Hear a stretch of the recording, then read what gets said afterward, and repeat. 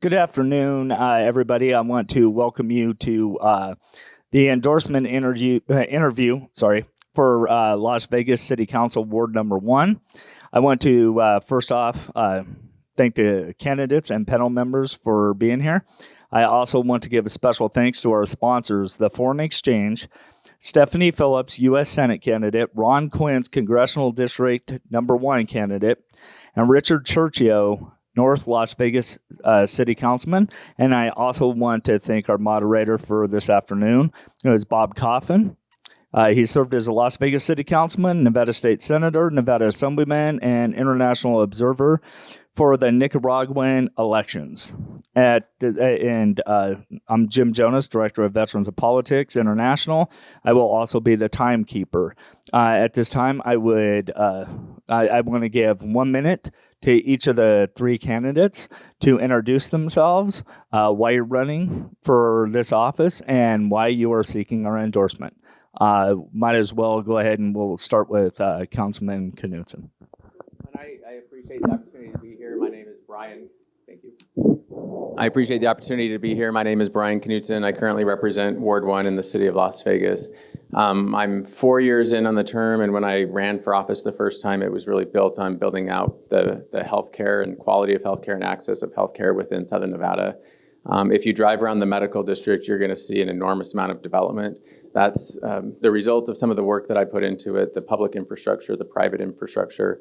We're having public health labs. We'll have a few 100,000 square feet of medical office space and apartment buildings for people who work in the medical space.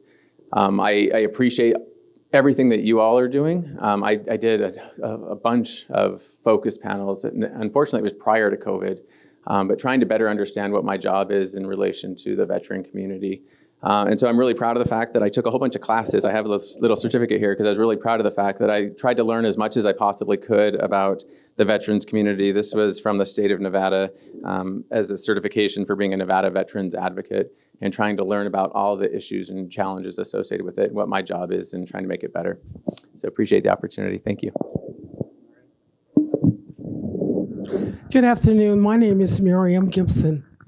And I'm running for Ward 1 because I see a lot of things that's happening in my community that I relate to that really needs immediate attention.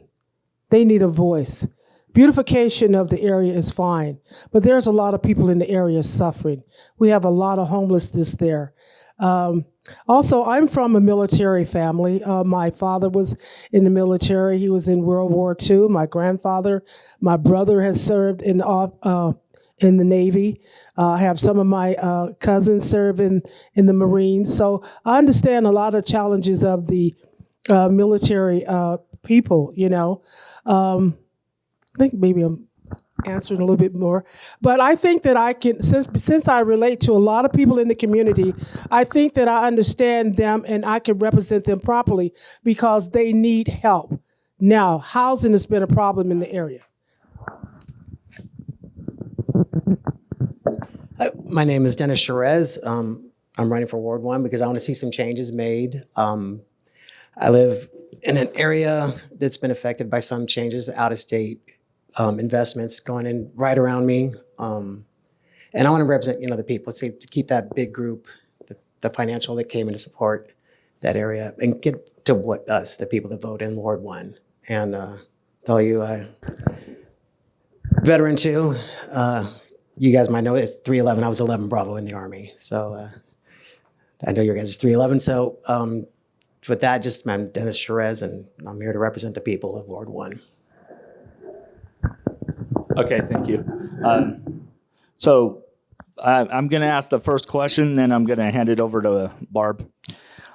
So my question to all three of you is, Ward 1, which is the ward I reside in, is in a transitional phase right now. We've seen property values drop, and we've seen our roads/infrastructure start to crumble.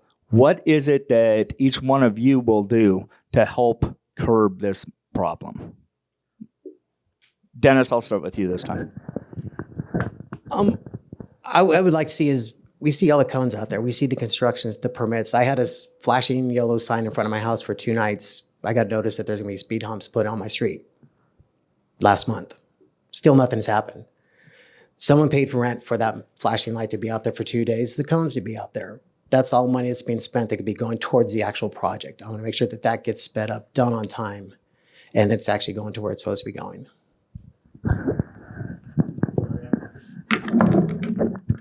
Well, my experience in the area has been a little bit different.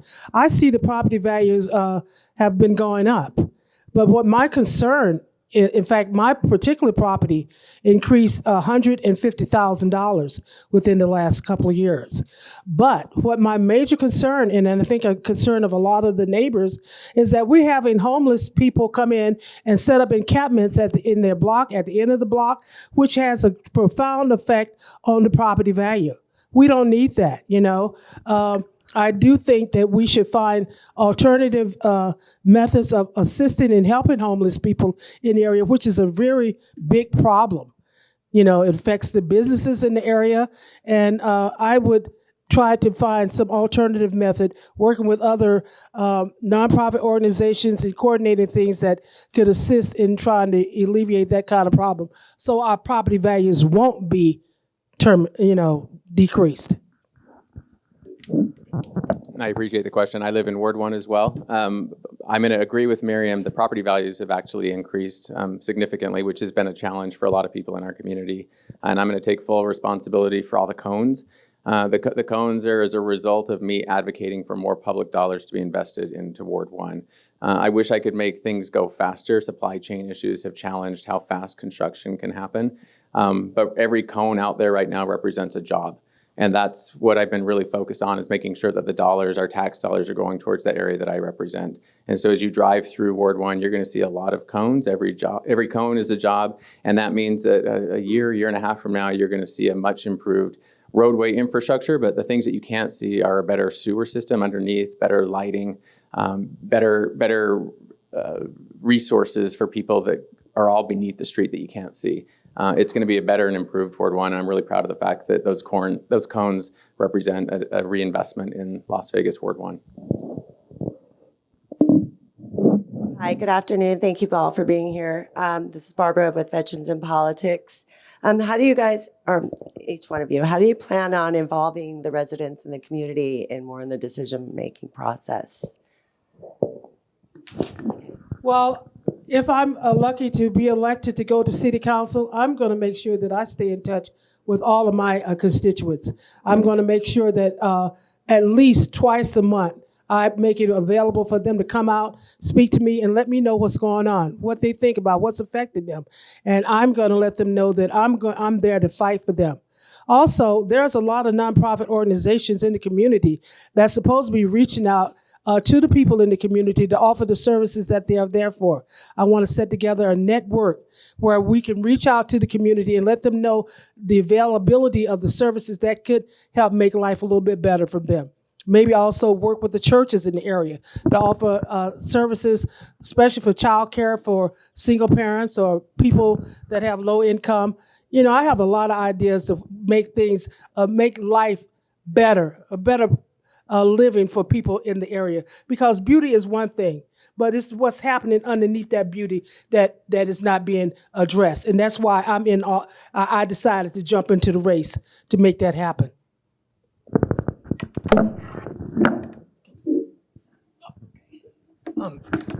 I was actually talking about this yesterday with my wife, and talking about setting up a couple panels with residents to get their concerns in different areas. You know, the Ward 1 is actually a really large ward. And so different areas like where I'm set up and around here, you know, and over us towards Sahara, and meet, you know, once a month just with their concerns, have an opportunity to put out there to them, what are your concerns that I could address for you, and get that done. And, you know, dealing with anything from cones, education, and just public safety. So I'll tell you, I have 4 years of experience now. Some things work well, some things don't work well.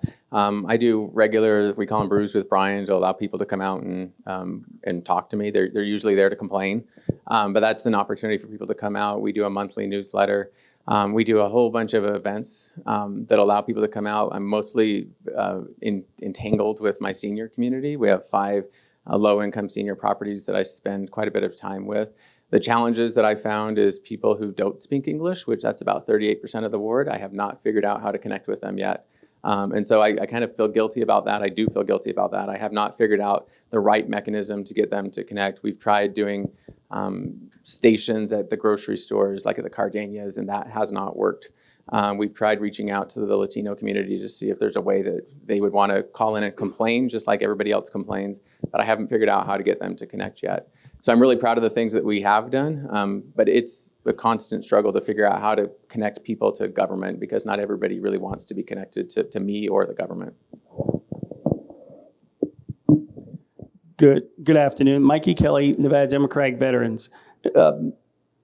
We touched on homelessness. The city of Las Vegas is shouldering the burden for homelessness for the entire county.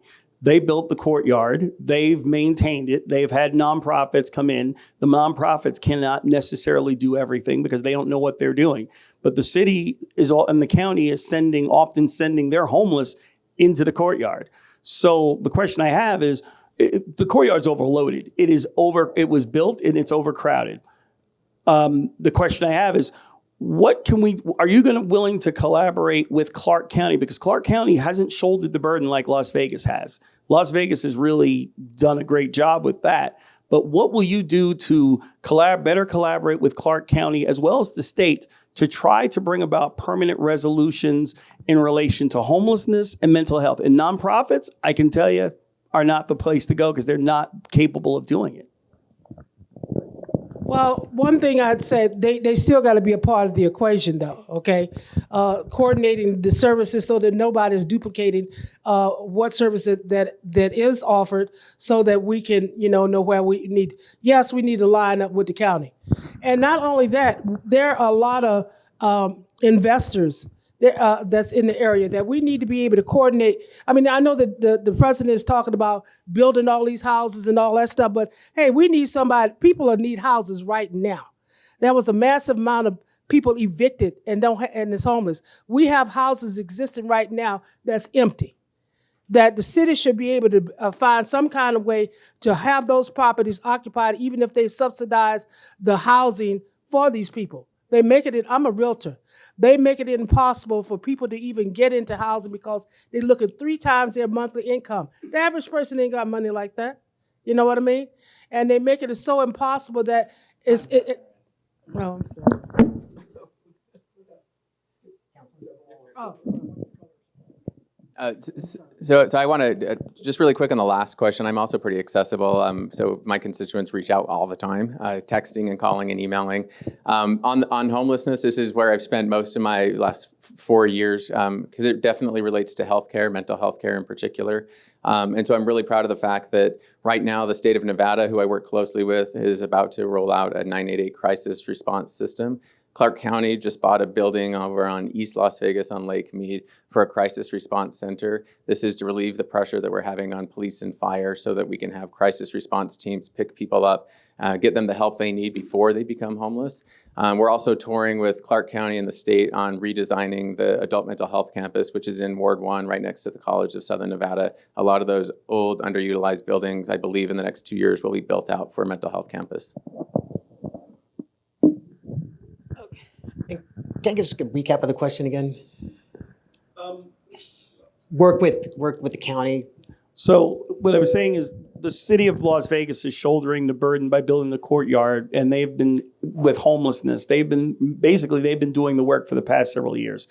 And the county and the state really kind of haven't done much, or now they're starting to, from what the councilman is saying. But the question is, what are you going to do as a council member to better collaborate with the county as well as with the state to bring about better resources for homelessness as well as mental health?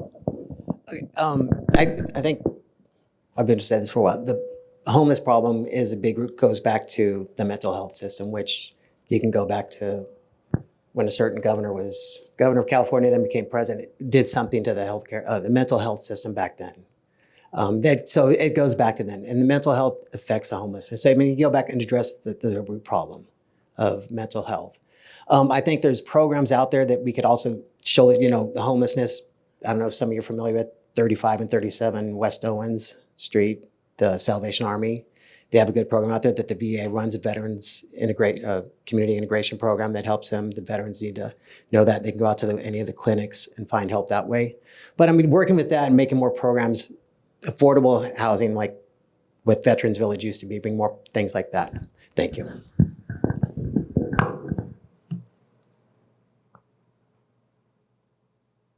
Good afternoon, everybody. My name is Gary White, Nevada Democratic Veterans. Dennis, first of all, thank you for acknowledging where the homeless problem began. Now, let's talk about what I want to ask. Transportation, access. One of the biggest issues we have here, and I'm a relative newcomer to the Valley. There's no reason why a world-class city and its surrounding suburbs in this valley do not have a light rail system. This is ridiculous. There's not enough highways. There's not enough streets. There's not enough buses. Houses are springing up like mushrooms in the dark.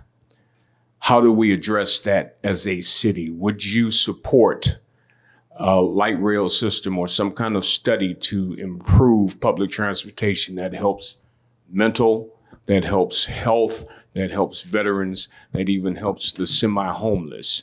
What is your opinion on that? Thank you for the question. I'm a strong proponent of light rail, and there is actually a $6.6 million study that I worked with the RTC and the state and the federal government in DOT. It's around the medical district. So it's about improving access to quality health care, and it's going to be going down the Charleston corridor. So if you live in and around Ward 1, you're going to be surveyed. You're going to have community meetings to talk about what light rail would do for you. I also sit on the RTC board. One of the things that I hope our community is aware of, and again, this is where it gets a bit political, is the RTC had a funding bill through the last legislative session that basically subsidizes transit, the buses that we do have, which is not enough, and the governor vetoed that bill. And so I'm a little bit anxious right now that the future of transit is at stake because not everybody feels that our community should be subsidizing transit. So as we work towards that, we'll continue to advocate for light rail. Well, I'm definitely for light rail. I lived in Philadelphia, and a lot of people couldn't get to work if they didn't have access to light rail system.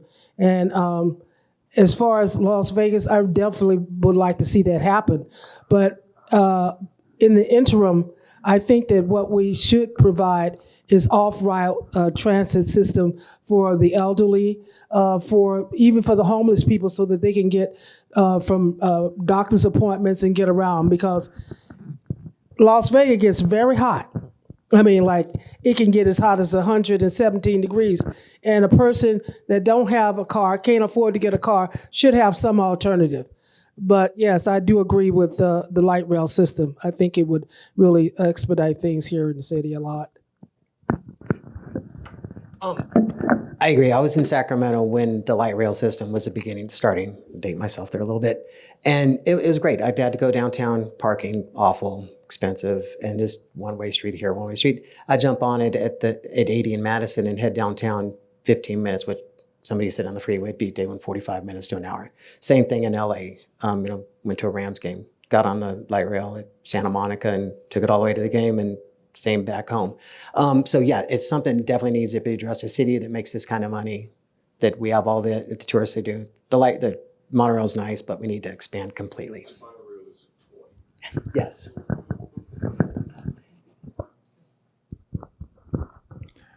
Mel Tillar, Nevada Democratic Veterans and Military Family Caucus. Las Vegas has one of the worst school systems in the country, period. Everybody that lives in this world-class city that literally prints money should be embarrassed about our school system.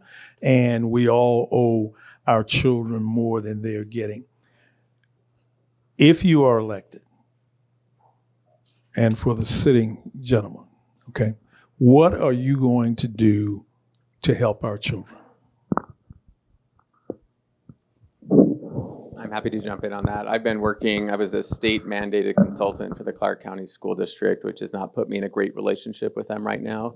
As a result of that relationship, the city has taken our redevelopment dollars and invested it quite heavily into our own education system. So we have a state-sponsored city charter school that's about a mile from here in downtown Las Vegas. We started out K through 2. In a couple of years, we'll be K through 5. And as a councilman, that's what we've been really focused in on is building out our own network of schools, as well as making sure that the programming that we do provide in out-of-school time environments, Safe Key, summer school, that we're linking to whatever the principals in those schools are doing so that we're adding on to the school day. So we spend a good amount of money and time at the City of Las Vegas talking about how to improve upon what exists within the Clark County School District.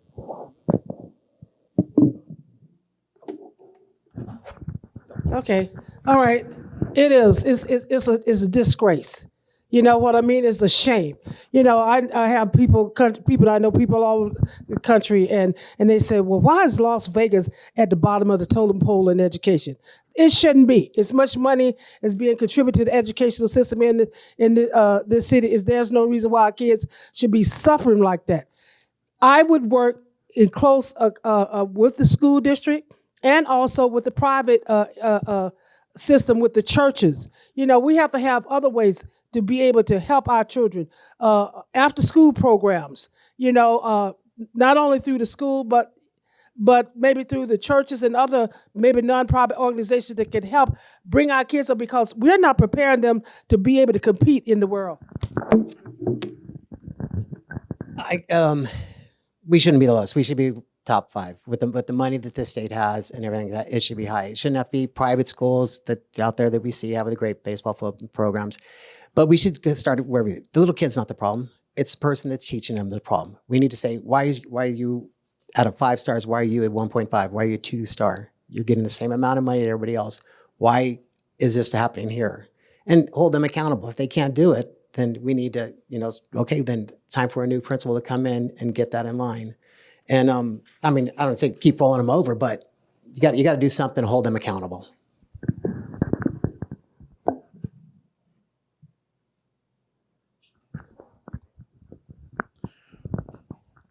Andre Haynes, Armed Forces Chamber. This question is for Miriam and Dennis.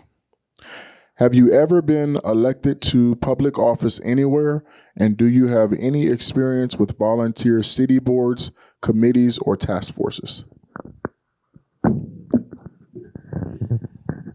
No, I have not. I'm just a concerned citizen that wants to try and do something and represent the people of my area. No, I have never been elected, but I have been a volunteer, and I spent a lot of my time, a lot of my money investing in the community, being involved in making things happen. I've had a nonprofit organization that worked with people that might have problems in getting jobs because of their criminal record. I work with trying to find business people that could hire young people so that give them an opportunity to work and find out that there's a legal way to make money. I just been involved, and I want to spend my time, because I feel as though this is something that I was supposed to do, because I just keep leading back to the community. And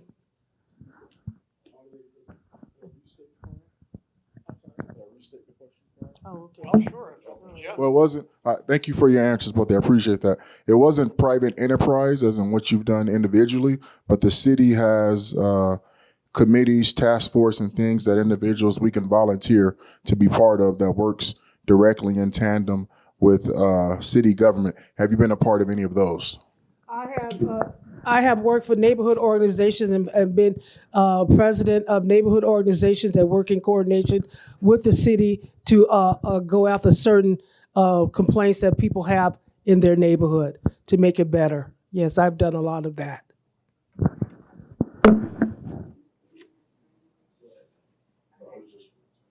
Hi, Patsy Brown, Armed Forces Chamber. As a candidate for City Council, explain your understanding of the role of a City Council member in promoting economic development. This question is for all of you. Well, first of all, it also I know that we need to bring business here. which we do have a lot of it. But we could bring more business here in Vegas if we work with the school system in preparing our children to be able to be competitive.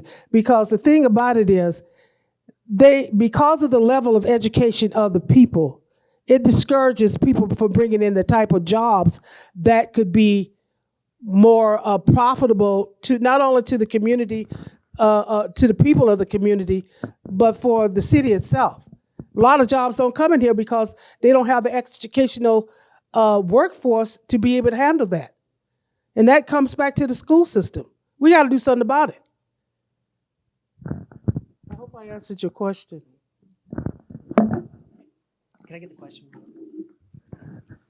As a candidate for city council, explain your understanding of the role of a city council member in promoting economic development.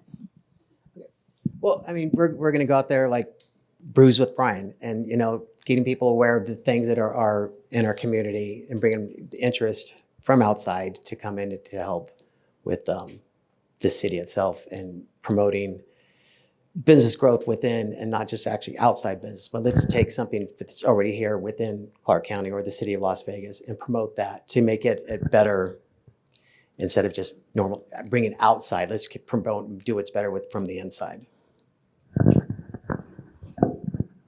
And I'm going to have to apologize for the orange cones again. But if you drive around the medical district right now, there's an enormous amount of development. One of the buildings that's right there in Martin Luther King we just approved the land use for medical operations. It's pharmaceutical, 100 jobs that they're going to create because of the land use that we created. 100 jobs will be created, and they have guaranteed me that 90% of those are going to be targeted towards people in the veterans community.